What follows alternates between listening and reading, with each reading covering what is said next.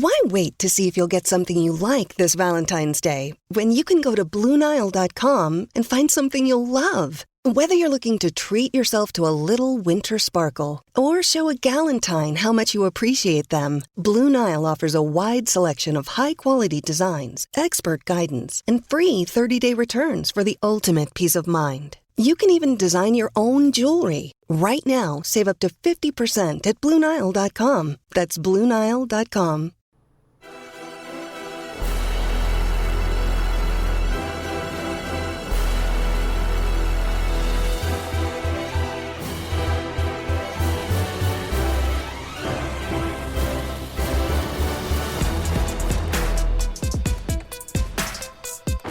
American soccer fans, welcome to episode 64 of the Stars and Stripes FC podcast.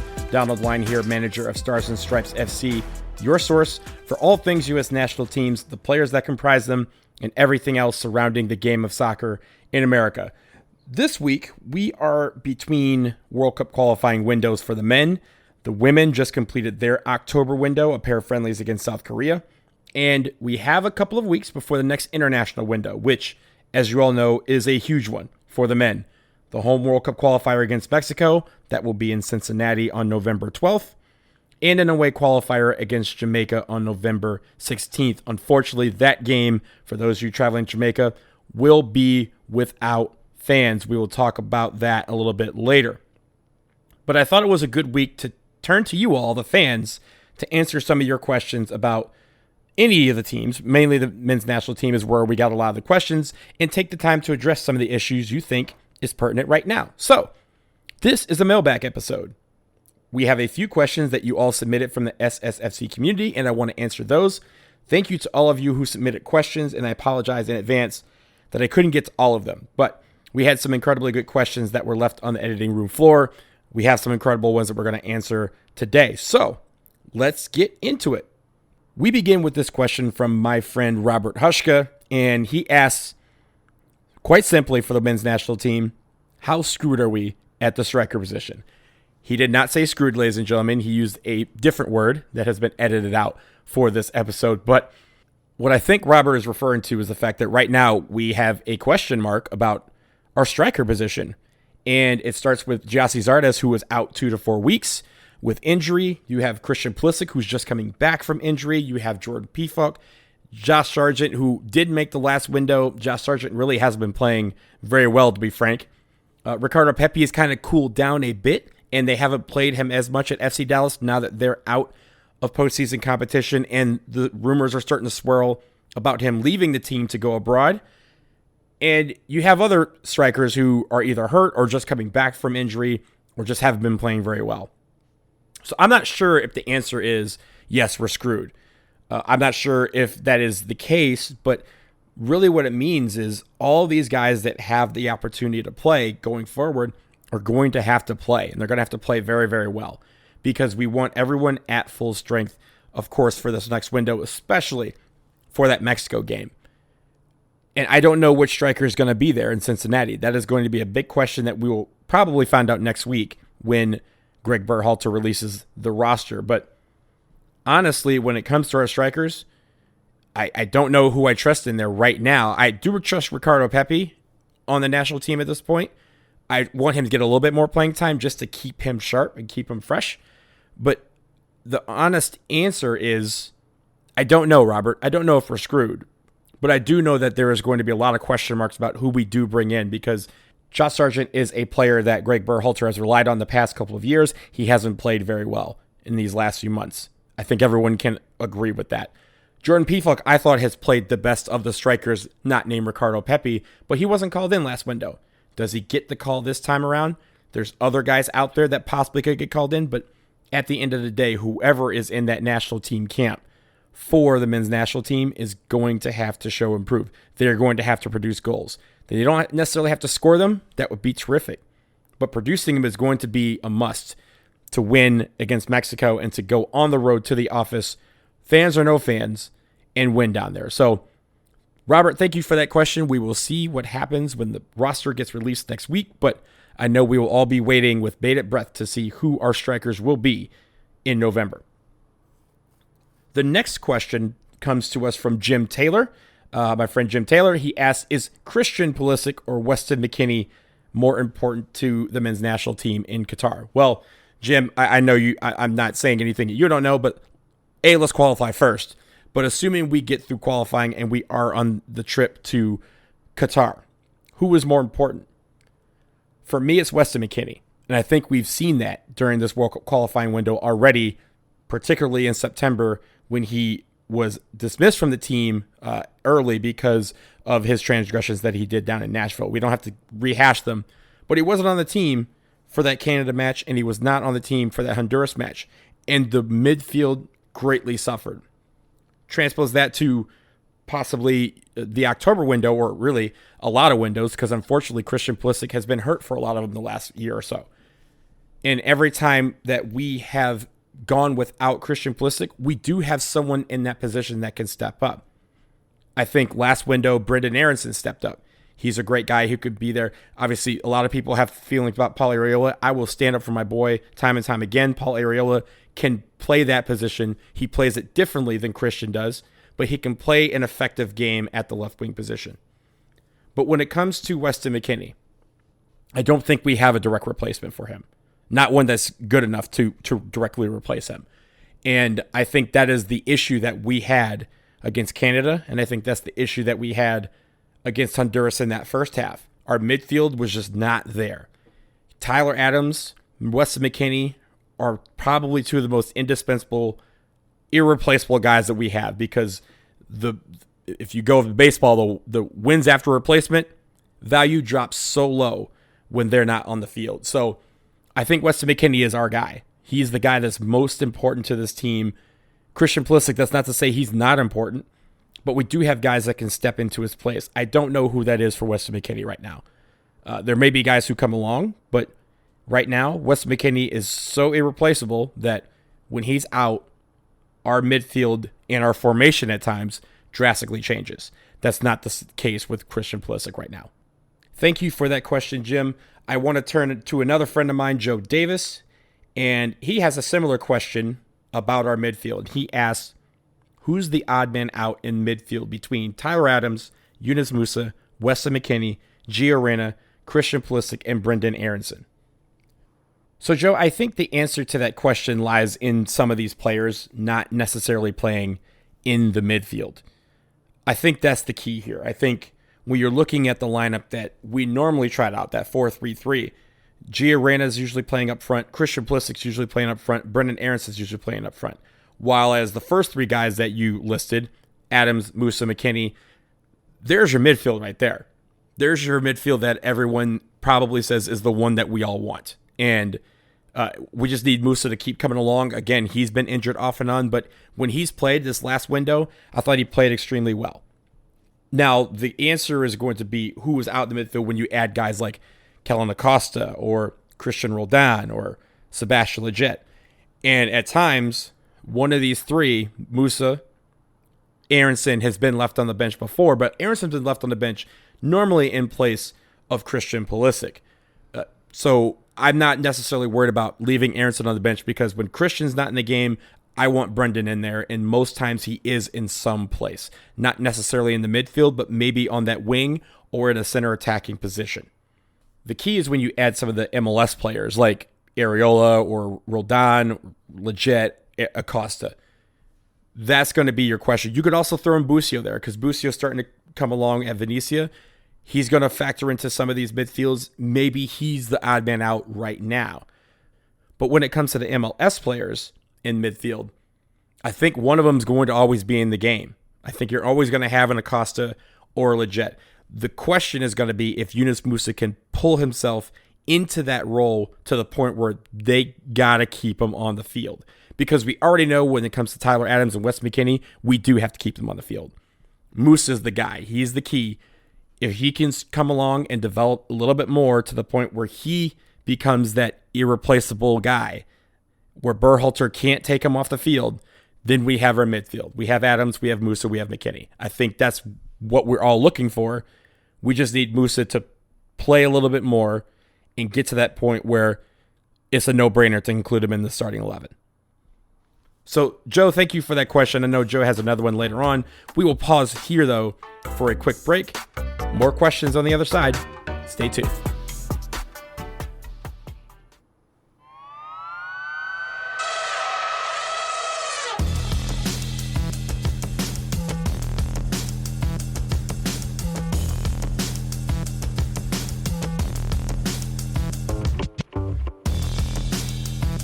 We are back and we are answering some questions from the mailbag.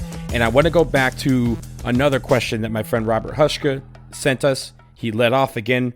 He asked if we were screwed at the striker position. He asked a similarly dire question, I will say. And this question is, which players will actually be able to travel to Jamaica? And that's a great question because, as you all know, Jamaica has been on the red list, and Jamaica themselves have had a lot of issues bringing in some of their players from England. They have not had Mikel Antonio throughout World Cup qualifying. They have not had some of their other England-based stars in their rosters so far during World Cup qualifying, and that's really affected them. So we have to go into this assuming that it's going to be like Panama, where we did not have our England-based players. So that would mean Christian Pulisic could not play in Jamaica. That would mean Anthony Robinson, Zach Steffen, Josh Sargent, Ethan Horvath, if he's called in as a backup, those guys would not be able to play. And I don't see that changing between now and this window. I hope it does, but I don't see it changing between now and next week when this roster is named, or even November 16th when we actually do go down to Kingston to play this game. So it will be very, very crucial. And I know a lot of people have thoughts on this. We've talked about it when some of the rosters come out. Greg Berhalter is going to have some decisions about how he rotates his squad. We only have 2 games now in this window, not 3. So we have that extra boost of energy. But you cannot go to Jamaica shorthanded. You have to bring enough guys to make it where you guys can run around and the guys can play in that heat, in that humidity that will still be present there and be able to get a result. Because that result's going to be important, very important. You cannot walk into the office with no fans and not get a result. That is set up prime for the United States to succeed. But at the same time, we're not going to have some of our better players there. And you have to bring enough guys to have reinforcements. You can't throw a lot of bodies at Mexico and then turn around and take a short-handed squad to Jamaica. That is exactly how we ended up in the position of not making the World Cup 4 years ago. We all know what happened there. So we have to be able to have guys that are fresh that we can bring down there. And if that means you play all your England-based guys and send them home after Mexico, and then you bring in some MLS stars or even have some European guys that are on the team but know they're not going to play against Mexico and know that they're called on to get the result in Jamaica, you do it. If it means you have to bring 30 guys, you do it. But I'm looking to see what Greg Berhalter is going to do because we've all seen where he kind of lies in this window. Or we all see where he kind of lies when it comes to his rosters. He's bringing 26, 27 guys. And if someone has to opt out or someone has to back out because of whatever reason, he's not really calling in that many extra guys. Only based on injury to specific positions will he call in a replacement. So I wonder if he's going to stick with that 27-man roster and just bring guys that he knows are going to play in one game and not the other. And then there's going to be a few guys that kind of overlap in the middle and will be able to play in both. So that's going to be a very interesting scenario here, but I would not expect any of our England-based players to play, and we have to be prepared to play without them. I think that's the answer right there. We have to be prepared to play without Christian Pulisic, Zach Steffen, Josh Sargent, Ethan Horvath, Anthony Robinson, those guys. So we better have guys in those positions that are ready to play because Jamaica is going to want to get a result on their home turf. They have not done well during this qualifying. This could be a big boost to them, and we cannot give them that boost. We have to take those points and take them home and leave them to wonder if they're even going to score during qualifying. So, Robert, thank you for that question. I do move back to my friend Joe Davis. He asks about the Mexico game. Who is the center back pairing? And I think I've arrived at the conclusion that we have a center back pairing that I think is the best out there. And right now, It's John Brooks and Miles Robinson. And I think they work well together. I think the issue is going to be Brooks has not played super well lately. And can he improve on his play? And it sounds like he has this past few weeks. But when it comes to John Brooks and Miles Robinson, I think there are two best center backs that we have right now. And I think those two guys can get the job done. I'm not yet sold on Chris Richards starting in the World Cup qualifier against Mexico, not because I am in any way, shape, or form down on his development, but because he has not been put in that position before, and I do not want someone who has not been in that position before. Miles has been in this position, Brooks has been in this position, and we have some other guys that have too. Mark McKenzie's been in this position. Walker Zimmerman has been in this position. So I want those guys to be available. And I think when it comes to Mexico, you do not throw guys in there that have not been a part of this and expect them to succeed. That is a lot to ask, especially of a young group. You want them to wet their teeth on something like this. You want guys who are not green with experience when it comes to playing Mexico in big-time games. We have plenty of guys on the roster that can do that. I saved Chris Richards for Jamaica. I let him get that experience because I think he could succeed there. But against Mexico, I think the center back pairing that I would see and I would expect to see is John Brooks and Miles Robinson. So we'll see what happens with Greg Berhalter. Obviously, a lot of things can change. John Brooks was hurt and had to be replaced last round. So is he better and ready to play? Let's hope so. But if not, you still have Walker Zimmerman and Miles Robinson, who have proven to be a great pairing together during the Gold Cup and also at times during this last window. So I think, again, Walker Zimmerman's there, Mark McKenzie's there, but I think the pairing that you go with is Brooks and Miles Robinson. So, Joe, thank you for that question. And the final question we have has nothing to do with soccer, but it's kind of soccer adjacent. And it comes from my friend Jonathan Slate, who, as you guys know, we do a podcast together called World of CONCACAF. You can find that wherever you find this podcast. But his question is a fun one. He asks, what's the best food city that the national teams have played in this year? And I think that's a great question because there's been a lot of great cities that we've been to, both for the men's national team and the women's national team. So off the top of my head, there's a few places that I would throw out there initially. The first one is Austin because I love brisket and I love tacos. The second one would be Nashville because y'all know my feelings on hot chicken. It's one of the best things on this planet, and I love it to death. And I love Nashville. And the third is Kansas City. Kansas City, barbecue, Mexican food, burnt ends. Come on now. So those are the three that I would list off of the top of my head. And I'm trying to think abroad if there's any that I've been to that would kind of rival that. Of course, Honduras had power chicken, and it had some of the best tacos on this planet. Probably the best taco joint I've ever been to on this planet. And that's saying something. I've been to a lot of them. And in El Salvador, we have pupusas everywhere, and I love pupusas.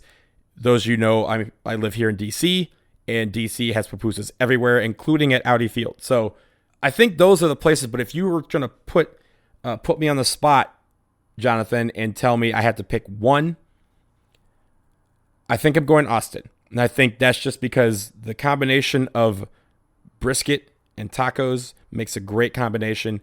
And sometimes you have them separately, sometimes you have them together.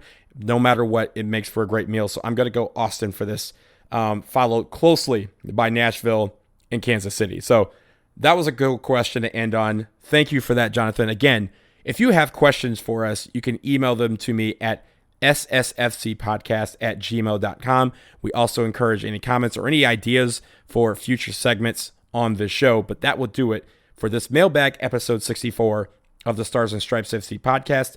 Thank you all so much for listening. As always, make sure you subscribe to this podcast. Rates and reviews are awesome, and they really help. So 5 stars if you like what you are hearing. I will be off next week, but we will come back the week after that with a whole preview of the big window, again, against Mexico and away to Jamaica. We will be back to cover all of that. Hopefully, we may even have a guest or two to help me with that. So until then, enjoy the week off, enjoy Halloween, and take care.